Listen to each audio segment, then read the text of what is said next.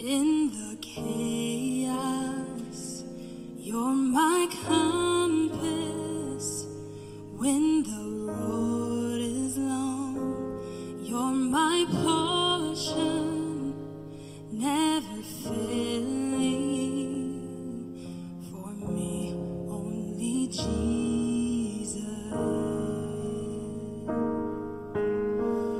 Let my heart want for nothing but you, just you. Let my heart want for nothing but you, just you. The riches of this world could never satisfy. Let my heart want for only you.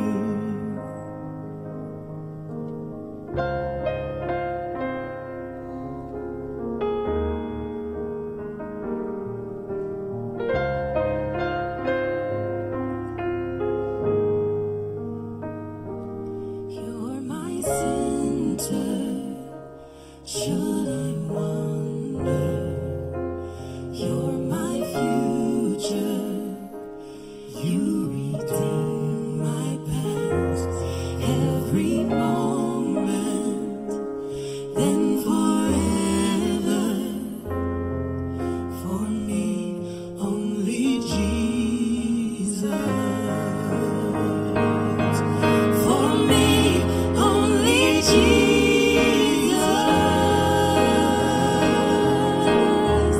Let my heart want for nothing but you, just you. Let my heart want for nothing but you, just you. The riches of this world could never satisfy. Let my heart want for only you. Let my heart want for nothing but you, just you. Let my heart want for nothing but you, just you. The riches of this world could never satisfy. Let my heart want for only you.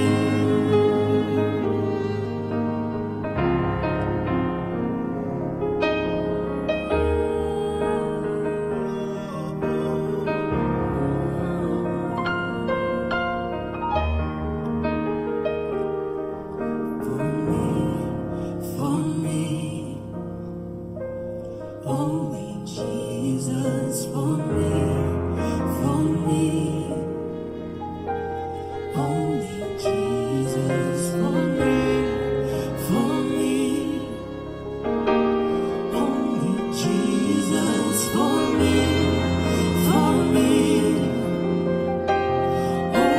Jesus. For me,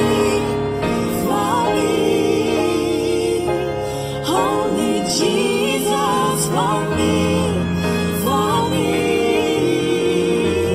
only Jesus. For me,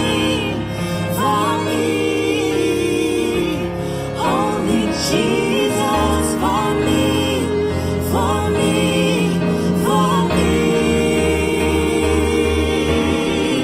let my heart want for nothing but you, just you.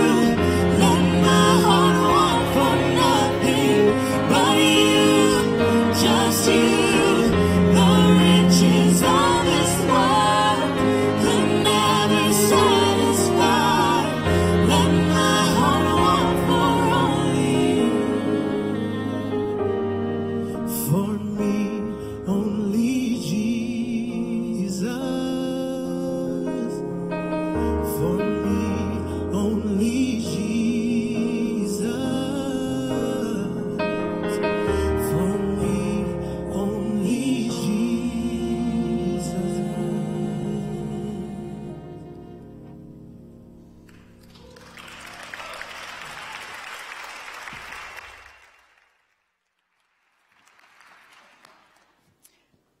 Well, I don't know about you. Thanksgiving was 2 days ago, and I needed that song tonight. Wasn't that beautiful?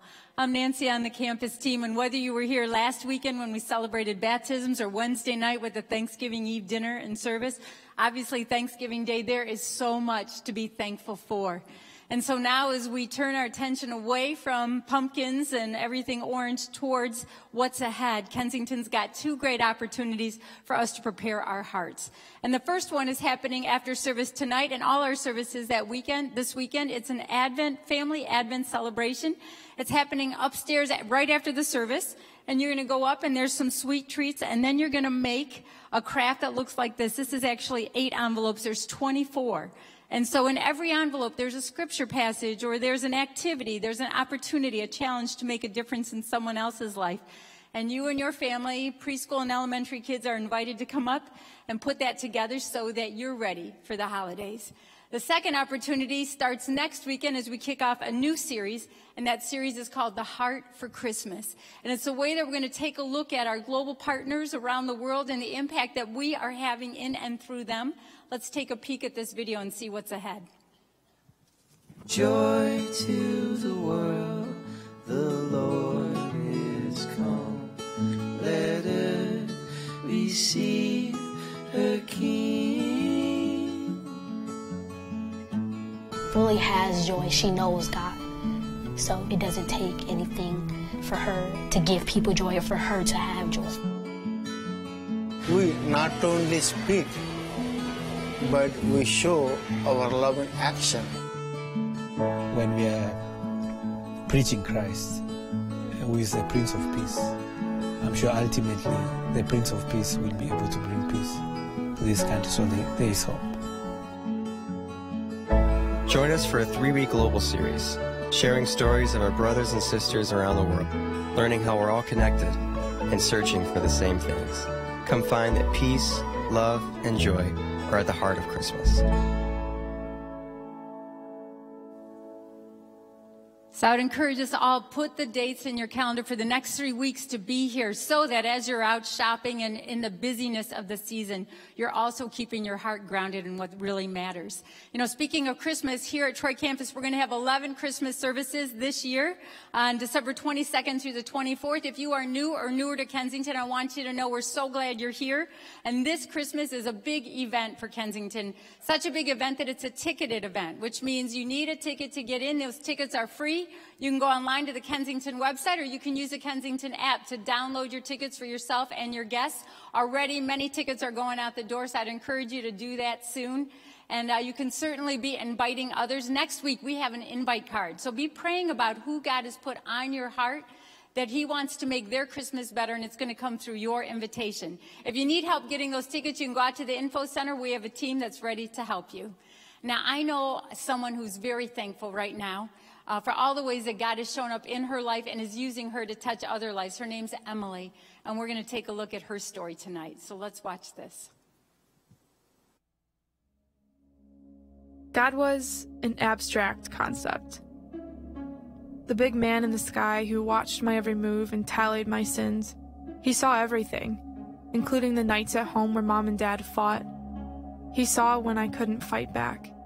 And in my helplessness, I couldn't see him.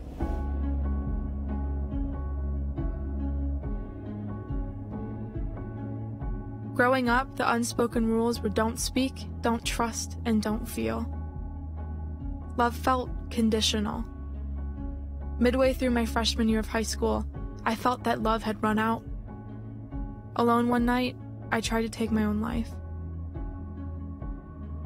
By the grace of God, I failed. And when I was finally released, I knew that there had to be something more. That's when I reached out to a couple of my friends who went to a place called Edge, a high school youth group that met as part of this church called Kensington. I didn't know what to expect. I just walked in that Sunday night broken and not really knowing what I was looking for. I don't remember exactly what the service was about, but I remember hearing about God in a way that I had never received before. Not just what he was, but who he is and who I am in him. Something about unconditional love. That didn't make sense to me at the time. I went to small groups, something that was also a first-time thing for me, And immediately, I was introduced to something that I wasn't familiar with. Vulnerability. I found myself in a place where it felt safe to hurt. I came back each week because that's what it became for me, a safe place. A place where those 3 unspoken rules I'd grown up with all my life were challenged. Don't speak became tell. Tell your story because it's important. There is strength in vulnerability. I learned that guarding my heart didn't mean shutting everyone out, but letting people in and trusting those who continually showed me that they cared about me. Don't feel became lament, that emotions are a gift from God, and we weren't meant to ignore them. God wants us to bring ourselves to Him with all that we are, the good and the bad. I didn't understand it my first time at Edge, and it took me a while to finally put a name to the way that community treated me. But it was love. Real, pure love. Love that was patient and kind. Love that had no boundaries and no basis in what I could do. Just love. God had given me something that I had never had before. A family the way families are intended to be. There was nothing I could do in that moment other than give my life to Christ. I joined the band. I began to sing worship on Sunday nights. It was different from the way I used to sing in the car or in the school choir. I was singing out of overflow. I was full with the revelation of God's love, and I had to share it. That's another thing that God gave me during my time there at Edge. My identity, my purpose. I flourished in the world of worship because that was how God had wired me to interact with Him best.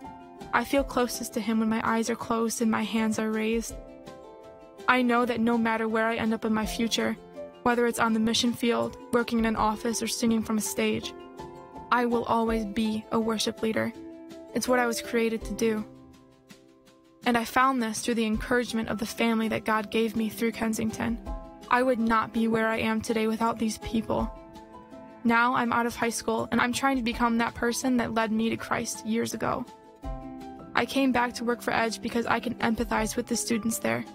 I know the struggle of searching for your identity, for acceptance, and I believe in the impact that place has. I've experienced it. I walked in that first Sunday night not knowing what I was looking for.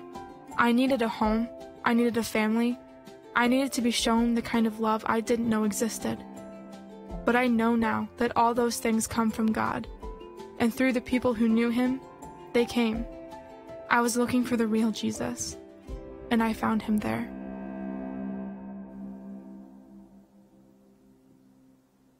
When I hear this story, I realize I get to be a part of a young woman's life who was lost, broken, and living in hiding. And then to see her meet Jesus Christ through our high school ministry. It's an amazing story. And then not only for her to find that she was loved and cared for by Jesus Christ, but that now she becomes a woman of purpose and mission of leading the next generation to find out who Jesus Christ is. Do you realize that when we give to Kensington, we invest in ministries like Edge, where hundreds and hundreds of high school kids are finding that they matter to God, that they have a life of purpose?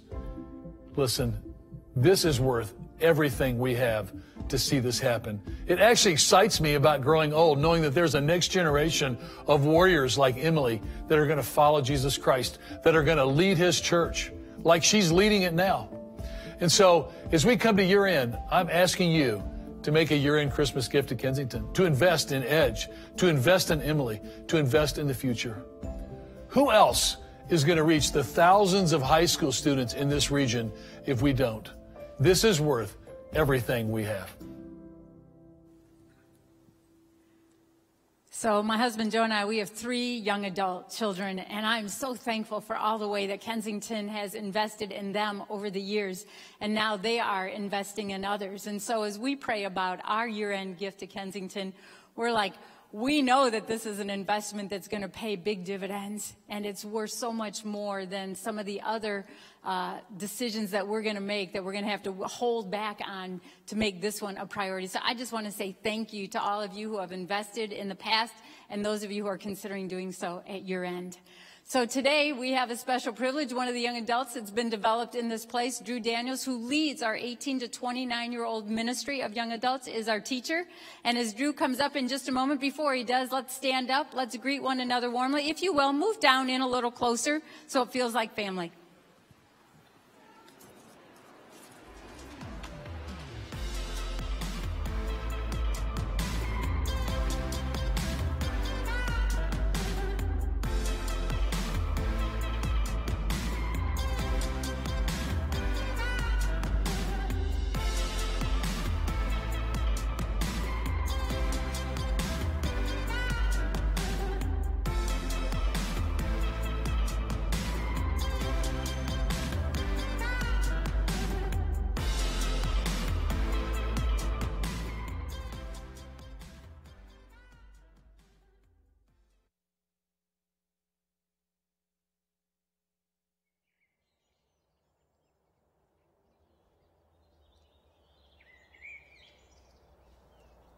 This is Casey.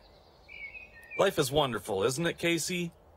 Good job, marriage is solid with splashes of romance, a positive report from the doctor regarding your annual physical, and the kids seem well adjusted and doing well in school. Breathe it in, Casey. You're doing great. That's probably a text message from one of the kids telling you about another amazing test score. Oh, no, it's a group text from your boss. Emergency meeting at work Monday morning. Well, isn't that interesting? I wonder what that's all about. I'm sure it's nothing. Or is it? Bank overdraft? Well, how did that happen? Didn't you get paid yesterday? Oh, no, did your annual insurance premium come out today? If that's the case, how are you going to be able to pay for your hair appointment? Everyone will start to see that gray you've been trying to hide? Oh, boy. Or no, maybe it's a bank error. Nah, yeah, wishful thinking on that. Facebook notification. Go ahead, take a look. Aw, isn't that sweet? Your daughter just got asked to homecoming by... Well, who's that kid? Huh, have you ever seen him before? Wait, is that a spiderweb tattoo on his neck? Hold on. Is that Douglas kid? Wasn't he just expelled for having some illegal stuff at school? And she said yes? Oh, boy. I mean, what else has she said yes to? No. Don't go there, Casey. Come on. Hold it together. You're fine. It's Austin from work. Oh, he's concerned for the meeting Monday as well. Ooh, a rumor about a merge? That can't be good. Oh, wait. Didn't your boss avoid making eye contact with you the other day? You know, if it's a merge, you could lose your job. And if you lose your job, you could lose your house. And if you lose your house... No, it's okay. Take a deep breath, Casey. Take a deep breath. Should you? I don't know. Oh, good, it's your husband. $1,500 in car repairs? It was supposed to be a simple oil change. What the heck? What's a camshaft anyway? Oh, man, what are you going to do with being overdrawn and all? Oh, I know what to do. Let's visit your happy place. All right, Casey, close your eyes, take a deep breath, and envision yourself on the beaches of Maui. Happy place isn't working, is it? Oh, boy. Did you feel that? Was that a pain in your chest? Does your left arm feel a little weird? Your vision, does it seem to be a tad out of focus? Your head itches. Could that be head lice? No, come on. Get it together, Casey. You're fine. Come on. You're fine. Aren't you? Please, let it be good news. Oh, good. It's your mother. Oh, no. This is bad. Really bad. Your parents are coming to stay with you for a month? Oh, all the criticism about your parenting, too much time at work and not enough time at home, the never-ending comparison to your sister. Oh, and if you lose your house, you'll have to move in with them.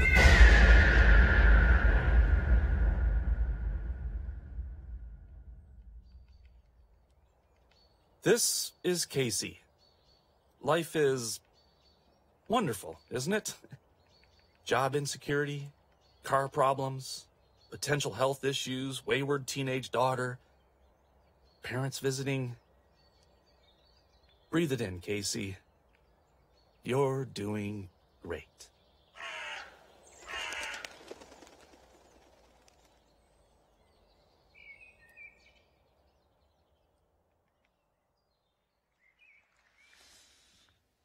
Man, how many of us feel like Casey sometimes in our life? Like this is you on the bench? Anybody in here with me? Who are the overanalyzers of the crowd? Let's see them loud and proud. Okay, so that's some of us in here. Or you're just constantly, where are my self-narrators at? You know who you are? Every mom ever who self-narrates. I got to check the mail. And of course, nobody emptied out the dishwasher today, right? All of us in some level are worriers. And some of us are worry a lot more than other people. Maybe some of us are a little bit more laid back. I'm pretty laid back in my life. I would say my wife, she always has to vocalize everything that makes her worried.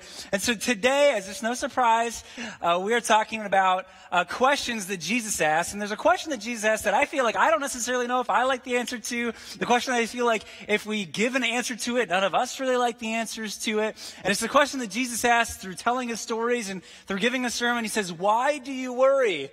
Why do you worry? And it's interesting, in science, everyone tells us that worrying doesn't do anything for us. That worry is actually pretty pointless. It doesn't add any hours to your life. It doesn't make the problem any better. And so today's sermon is just titled Stop.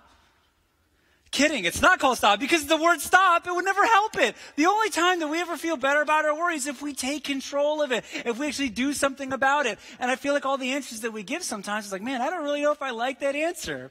You know, it's interesting. Thanksgiving was just this past weekend. And isn't it funny, isn't it ironic that Thanksgiving only gets a weekend and Christmas gets 2 full months? Am I right? Christmas starts after Halloween. Thanksgiving gets its own weekend.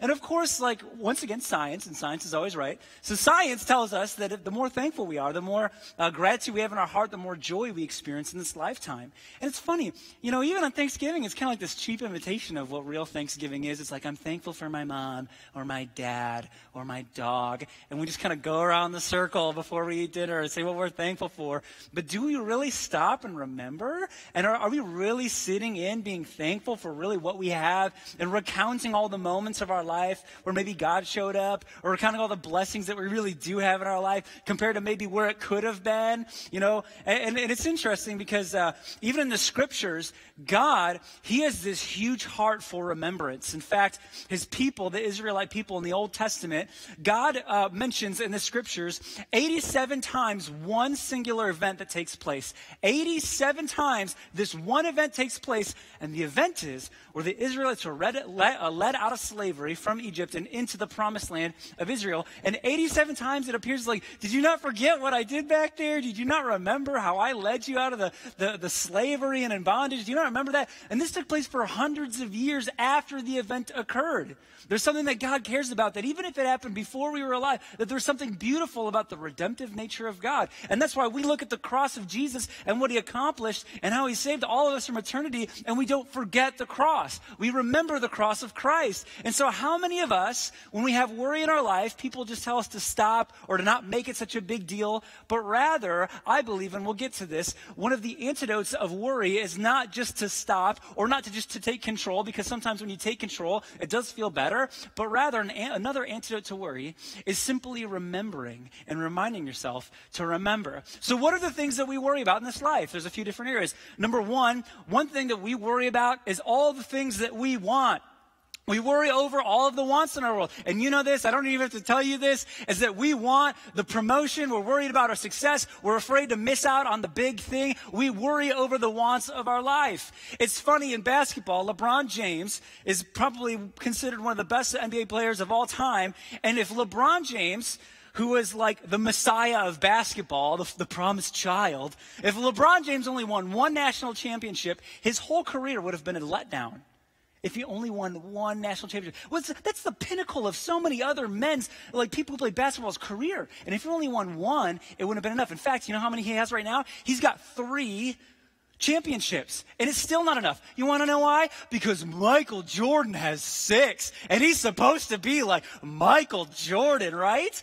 It's because we worry over the things that we want, because there's always something better. We have this extreme case of the grass is always greener on the other side. It's not enough to just have 3. We have to have 6. Even Sidney Crosby. I'm a huge NHL fan. I love me the Red Wings. And Sidney Crosby's his curse word around Metro Detroit. And so Sidney Crosby, he won 2 Stanley Cup championships in a row, back to back. He even won the most valuable player during the playoffs. And he's had a bad 20 games to start this year. And people said, man, is his career on the down? It's like in our lives, we need to be focused on what else we can accomplish. And it was never about what we currently have.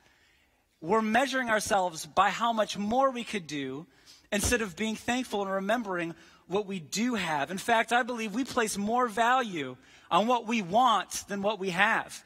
We have this case of the grass is always greener on the other side. And you think about this, this is nuts in our world. If you're a celebrity, if you are unknown and you have no audience, you want to become like a celebrity because the grass is greener and being known and famous and having a platform. If you're a celebrity, you want to be unknown. You want to be more, you want to have your own life again. If you are a child, you want to have more freedom and responsibility to make your own decisions. When you're an adult, you don't want to make any decisions anymore and have no responsibility. All the grass always seems to be greener. If you're married, you want to be more single. If you're single, you're dying to get married. The grass is always green on the other side. And we've put more of an emphasis on the things in this life that we want than maybe what we have or have accomplished. And secondly, I think that we appreciate, ready for this? And this is huge, so don't miss this. We appreciate a thing's value either before or after we have it, and rarely do we appreciate it while it's happening. We appreciate it before and after,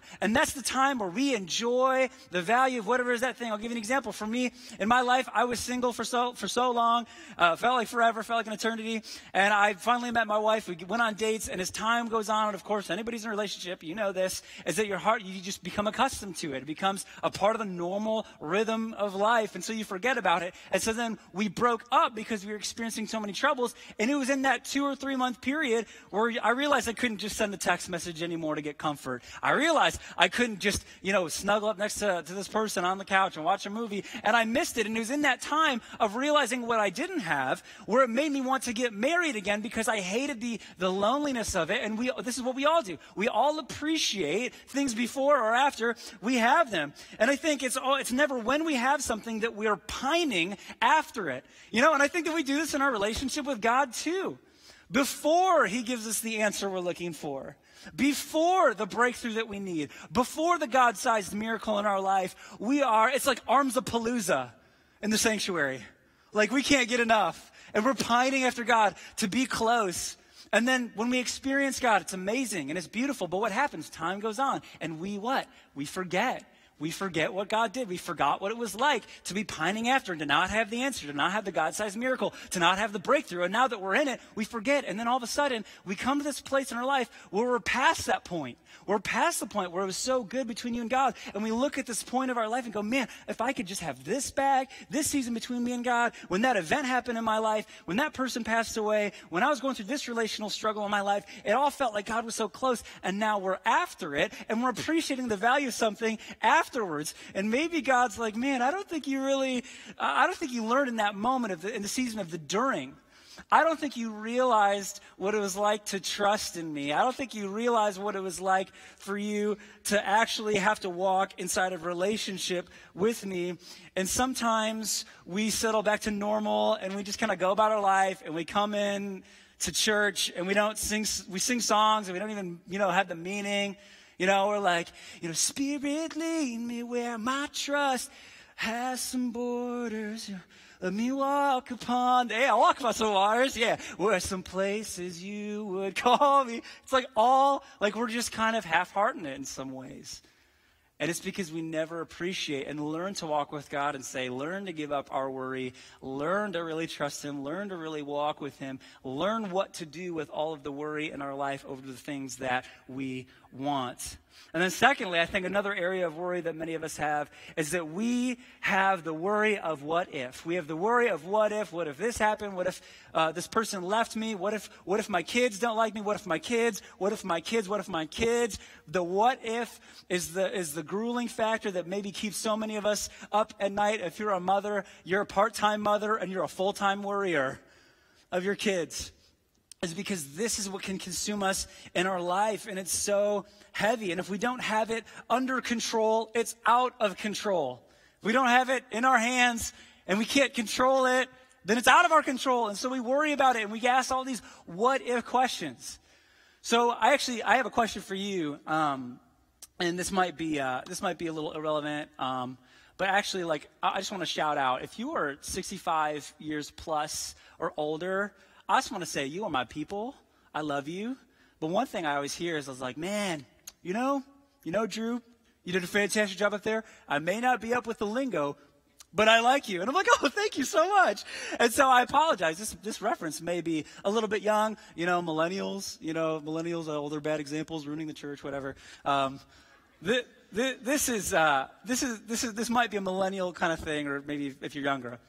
Has anybody in here ever had an irrational fear that when you were a kid or younger, when you were in the basement and you started to turn off the lights, you thought a Demogorgon lived in the basement? Demogorgon, what's that? Or like a guy with a knife. And so for me, you had that irrational fear and you'd bound up the stairs like a gazelle, thinking that they could catch you. Okay, so some people in here, you understand what I'm saying? I think so many of us, we have these irrational fears in our life, and it kind of leads you to believe something that you're like, oh my gosh, there's no way that would ever happen. There's no Demogorgon living in my basement. But there's one irrational fear that I have, and it's actually the irrational fear, so I'm married, I've been married for a year and a half, and I had this, and maybe if you're married people, you know what I'm talking about. Do you ever have that irrational fear that this is the last conversation you're going to have with your spouse? I constantly think about that. It could be the worst fight in the world, and slam the door, and then I open up I'm about to leave. I just want to say I love you. It's icy outside. That's how I feel. And so every time it's just I just always say the last words I always say to my wife is I love you, because I think about, oh man, what if it's the last thing? I'm going to be thinking back to this moment. And then I'm going to say I love you. So one time when we were dating, actually, it was this really windy night. Power lines were blowing down all over the place, and she has a 30-minute drive home. So she drives 30 minutes to get back, and it's been 40 minutes. And I'm all worried. I'm thinking about she's dead on the side of the road and no one's found her. And so I said, call her. She doesn't pick up. I call her again. She doesn't pick up. Call her again. She doesn't pick up. And so then I was like, oh my gosh, I'm having a panic attack. And so then I texted her dad. I said, hey, has Natalie come home yet? Where's she at? And he goes, oh, no, son. It doesn't look good. I was like, what? And I said, what do you mean? He goes, yeah, I just got to go out and rescue her right now. And I was like, no. And he just goes, ha, ha, ha, ha, ha, ha, ha, ha. And I was like, come on, man, are you serious right now? And he got me. And so for me, it's one thing I realized, though, about even irrational fears, and I want to take this a step deeper, because I think when there's irrational fears, when we worry the what if, even over our rational fears, we begin to convince ourselves that those outcomes are true. And so this is deep. This is heavy. Even in the things that consume our mind, consume our thoughts as we go to sleep, we begin to believe that those outcomes are true. What if I can't do it? What if I failed? If I went in this interview, what if I failed in these tests that I'm taking? What if I failed? And so the more you think about it, the more you feed that side of your worry, you begin to believe the outcomes are true, and it robs you of your confidence. It robs you of your confidence in that moment to be able to perform or to even be yourself. Or what if other people don't think of me the way that I do? What if other people begin to judge me? Or what if other people care so much about this performance or this thing that I did or this decision that I made? What if people? And so then you begin to get robbed of your confidence in front of other people. What if my kids? What if my kids? What if my kids? What if money? In fact, money is the number one worrier of many Americans. It's about 70%. It's the number one worry is money. What if I don't have enough money to provide or have food on the table?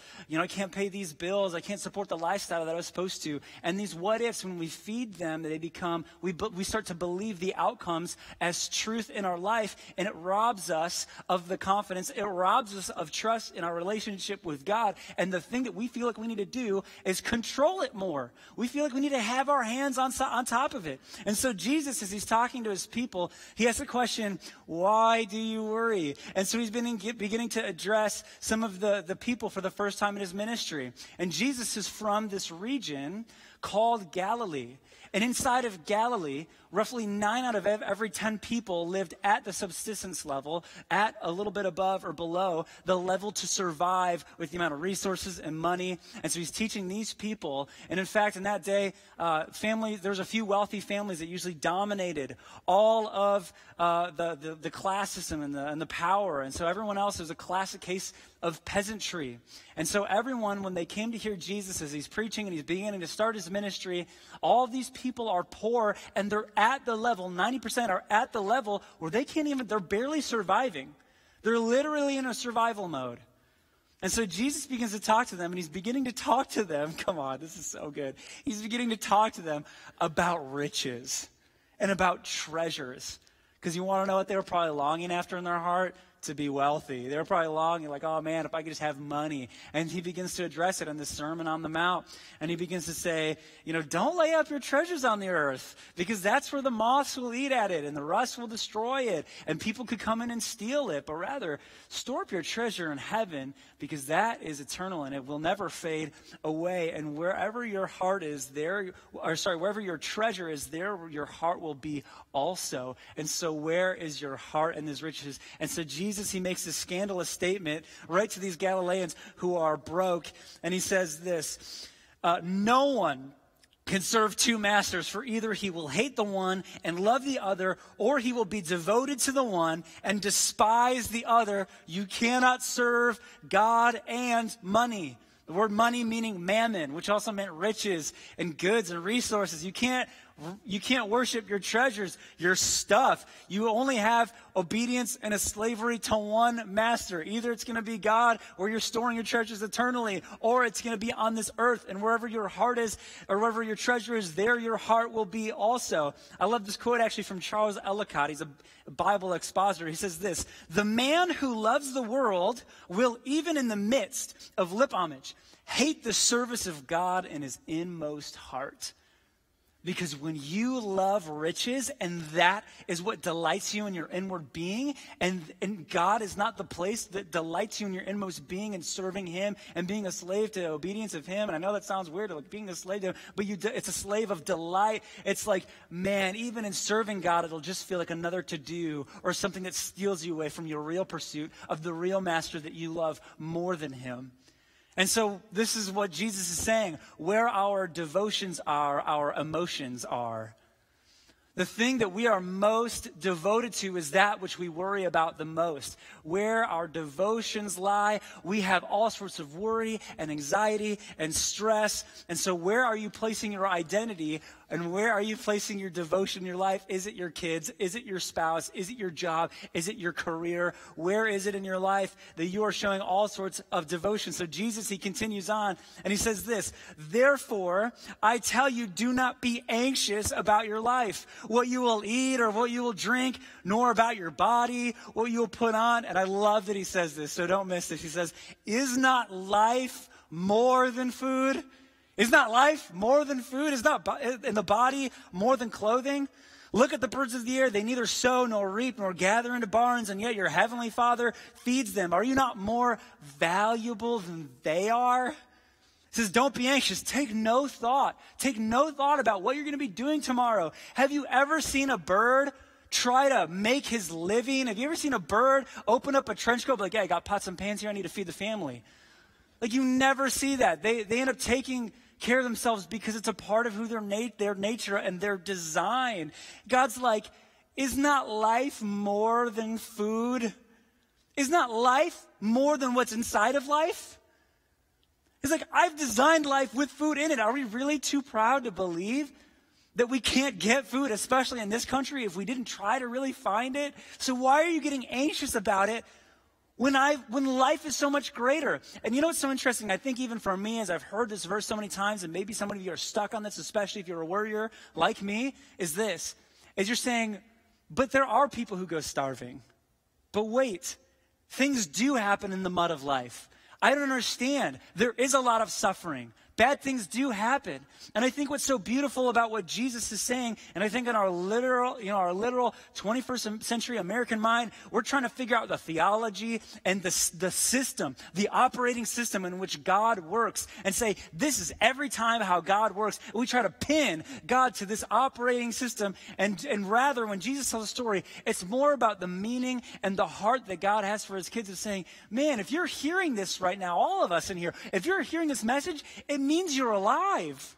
It means that you made it. It means so far to this point, nothing has killed you.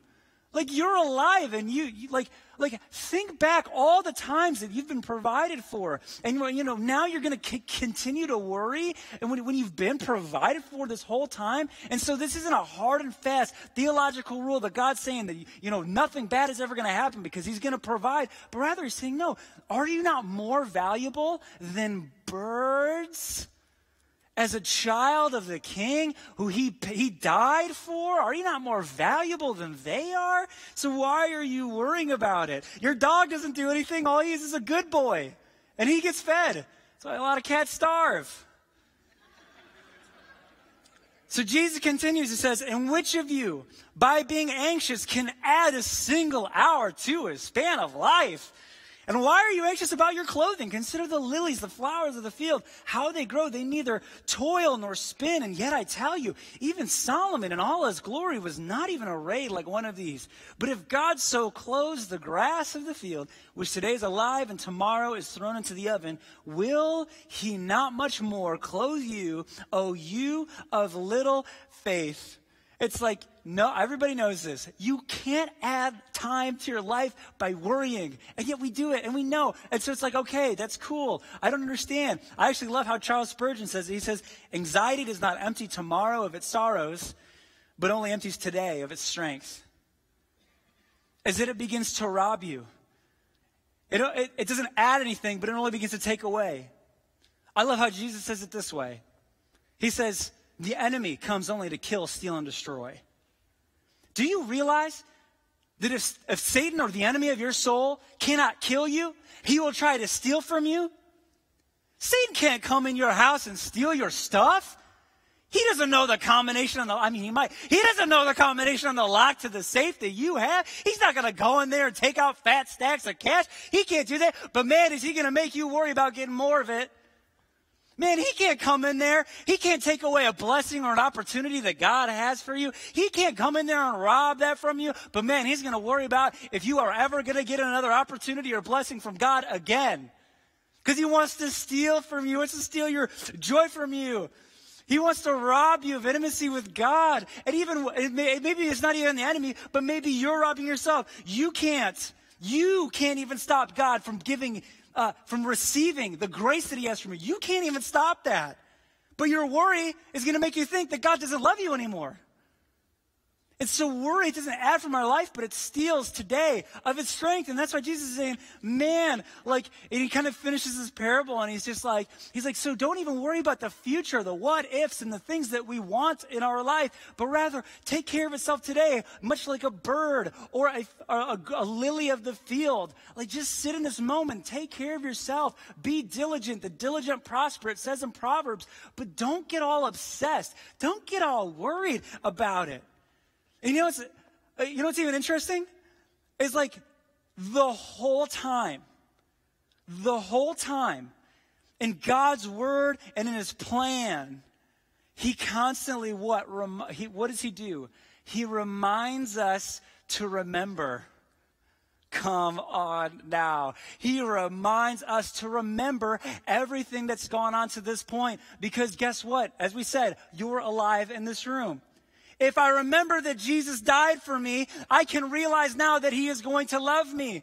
I remember all the times that God provided for me in my life, the times where I was grinding and just not making any money because that was a big portion of my life. It still kind of is. But if I remember that God has delivered me up until this point, yeah, I'm not going to put God in this box and say that he has to do it because I'm a child of the King. But rather, if he has done it, I have faith that he will do it again.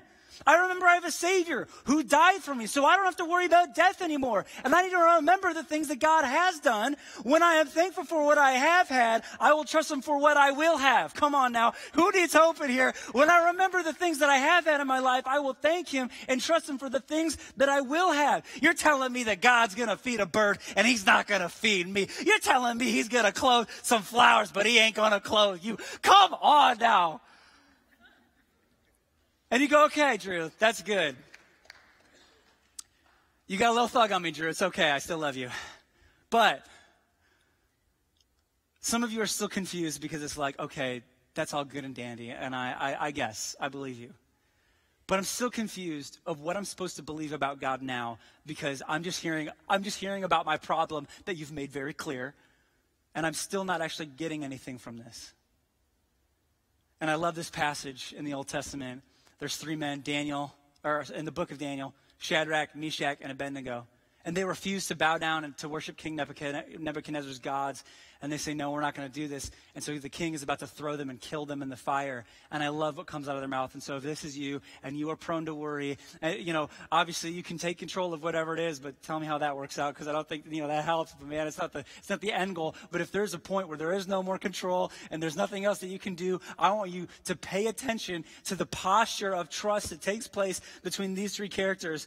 It says this, Shadrach, Meshach, and Abednego replied to the king who was going to throw them in the fire, King Nebuchadnezzar, we do not need to defend ourselves before you in this matter. If we are thrown into the blazing furnace, the God we serve, come on, is able to deliver us from it. And he will deliver us from your majesty's hand. But get this, didn't leave this one out, but even if he does not, we want you to know, your majesty, that we will not serve your gods or worship the image of gold that you have set up. And so if you are walking around here and you're just not going to believe in the pithy promises of God, I want you to pray and I want you to believe in faith that he is able, but beyond your belief of what he is able, he can and will deliver you. But even if he doesn't, he's still worthy of your trust and your devotion, because where your devotions are, your emotions will follow. And so when you devote yourself to him, you begin to love him and say, man, he can and will. And even if he does it, God, you're still good.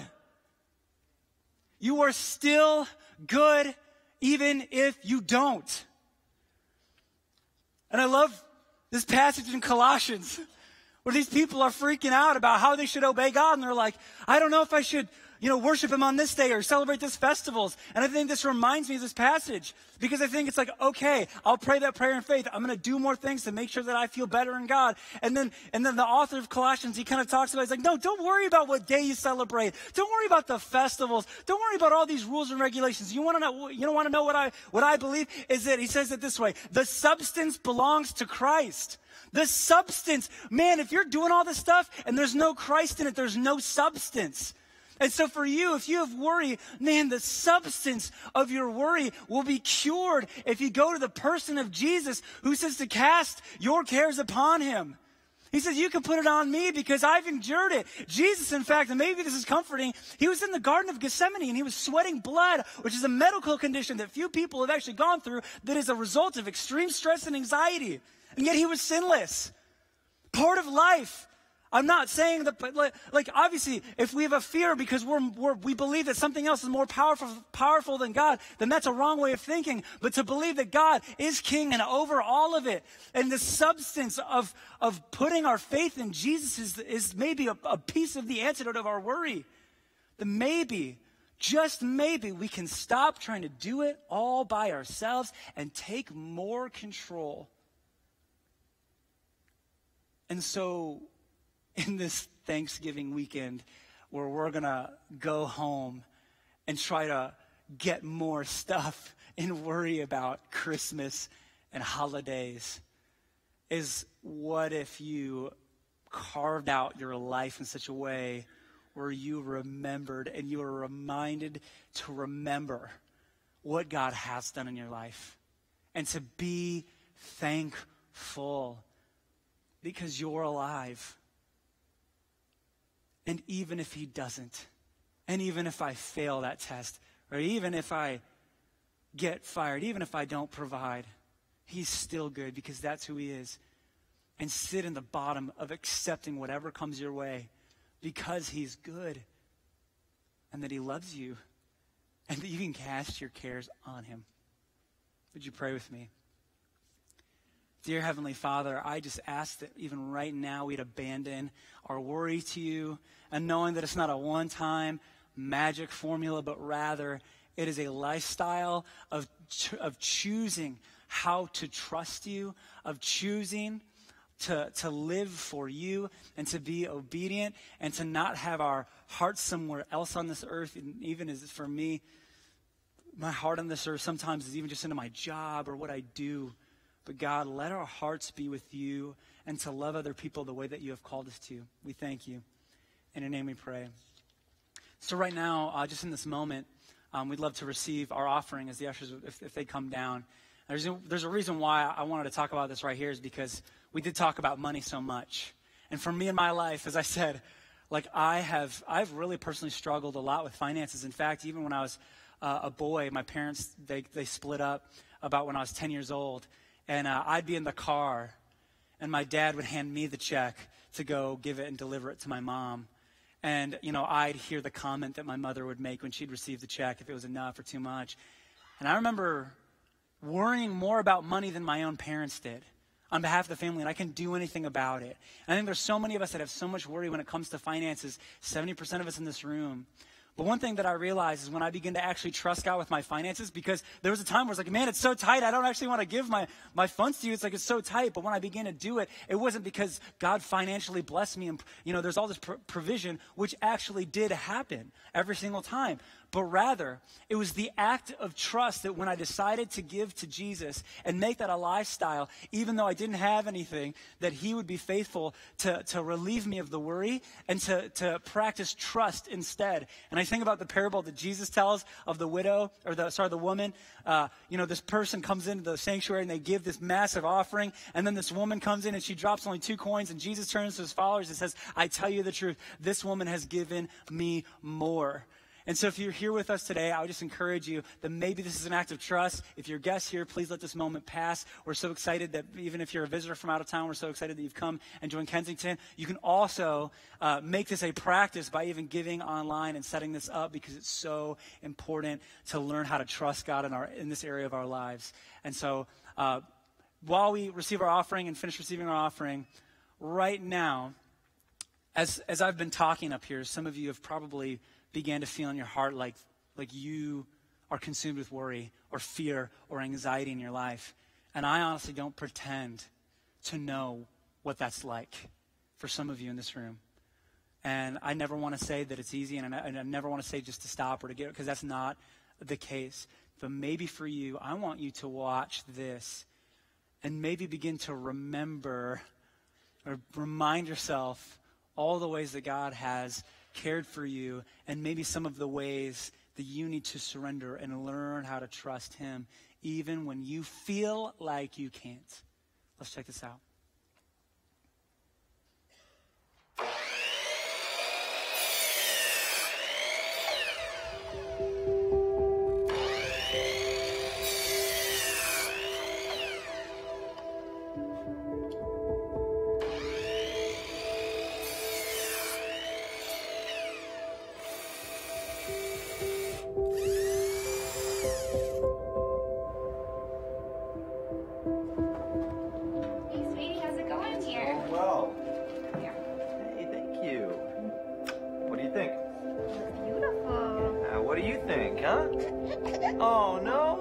I don't think he likes it.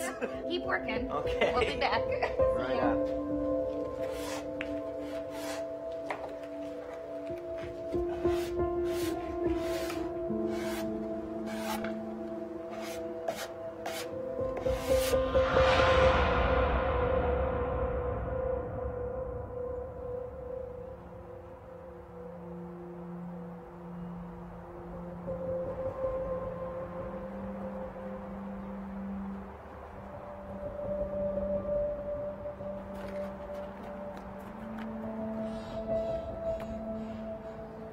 Aiden, it's time to go. Oh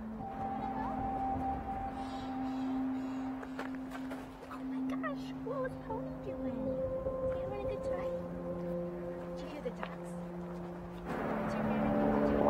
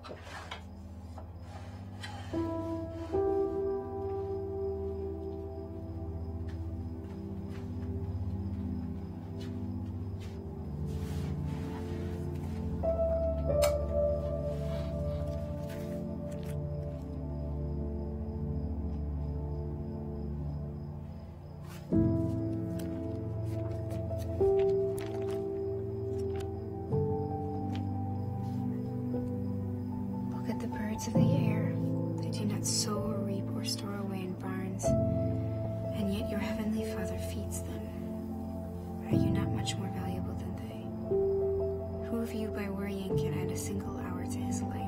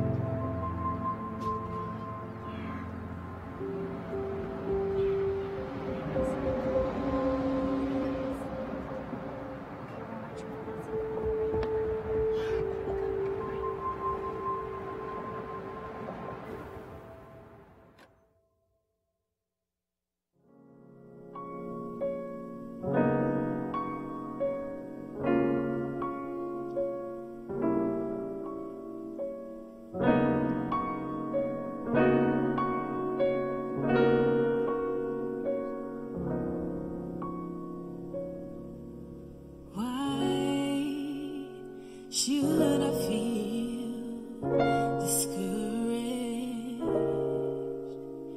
And why should the shadows come? Why should my heart feel lonely and long for heaven and home? When Jesus is my portion, a constant friend is He. His eyes is on the sparrow, and I know He watches me. His eyes is on the sparrow, and I know He watches me. Listen, because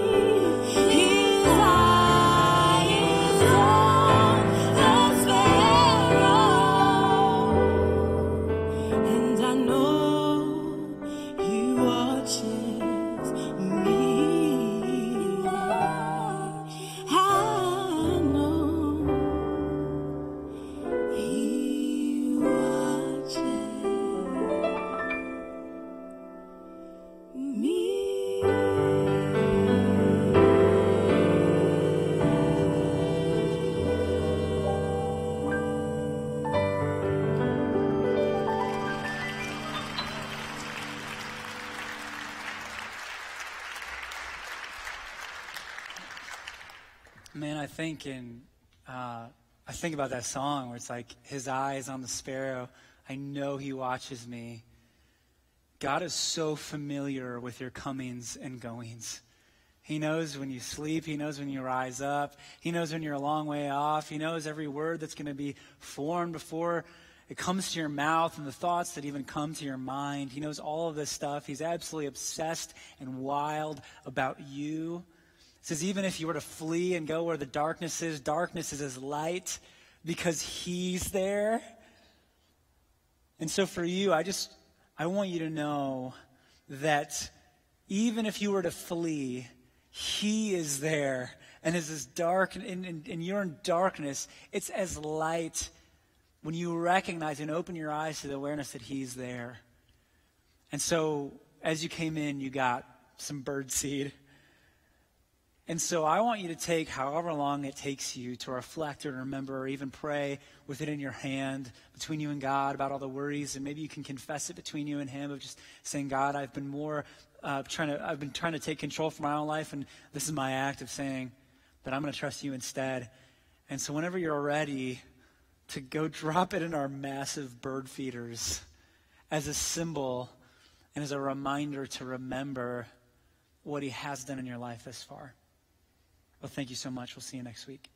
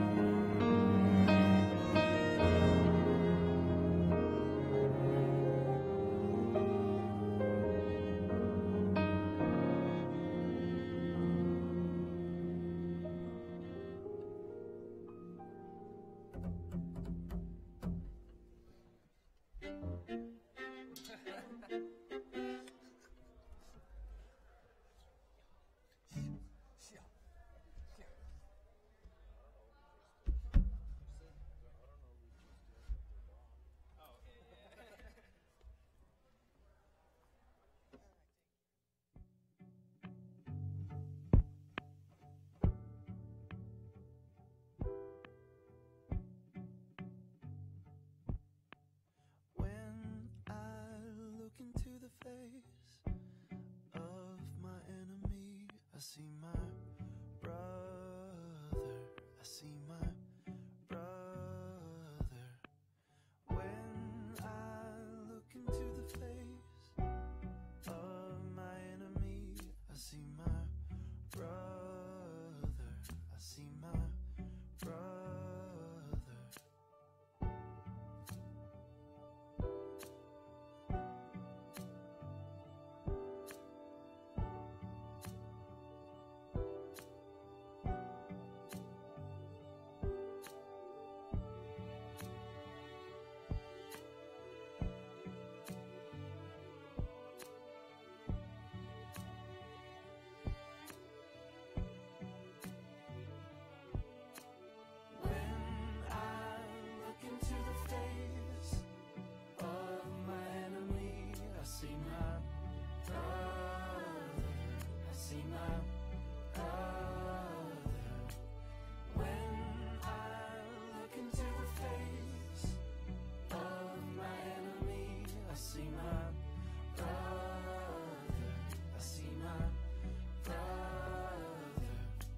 Forgiveness is the garment of our courage, the power to make the peace we long to know. Open up our eyes to see the wounds that bind all of humankind. May our shudder hearts greet the dawn of light with charity and love. When I look into the face of my enemy, I see my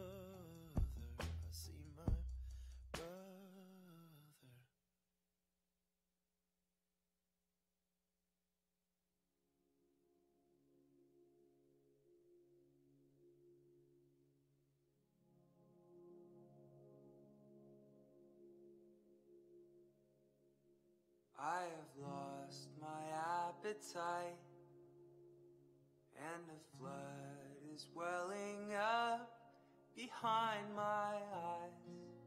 So I eat the tears I cry, and if that were not enough, they know just the words to cut and tear and prod. When they ask me, where's your God?